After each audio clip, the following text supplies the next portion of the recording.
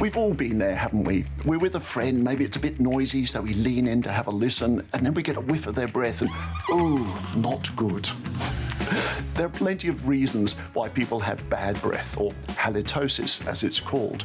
Now, we all know that things like garlic and onions can do it, and there can be things like sinus or stomach problems. But overwhelmingly, the most common cause is poor dental hygiene. So what's going on here? Well, when we don't brush properly, bits of food get stuck between our teeth, and then the bacteria in our mouths can get to work. And when the bacteria break down the food, they release sulfurous gases, things that smell like rotten eggs. So if you don't brush your teeth properly, you risk really bad smelling breath. In Roman times, Pliny the Elder recommended cleaning your mouth with honey and burnt mouse dung. Those Romans must have had really horrible breath if the smell of toasted mouse poo was an improvement. Other treatments were spices like cloves and ginger, and herbs like rosemary and parsley.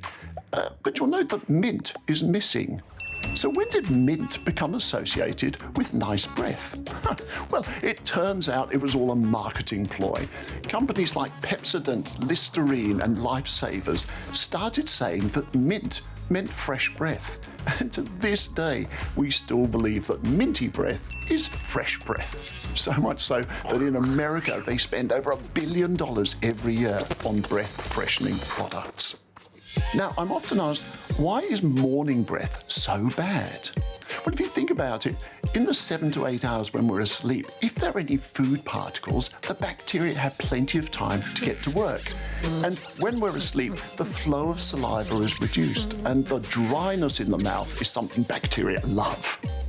Mouth breathing and alcohol also contribute to the dryness, which is why after you've had a big night out, your breath can smell pretty bad. There's another group of people who think they have bad breath, but actually they don't. And this is surprisingly common in my medical practice. So when someone comes in and says, "Oh, doctor, I've got really bad smelling breath," first thing I do is get up close and personal and have a good old sniff. And if you have a look at the size of my smelling apparatus, you'll know I've got a pretty good sense of smell. And quite often what I'm smelling is just fine. So for those people, they don't need treatment for halitosis, but for their underlying anxiety. Actually, is my breath okay?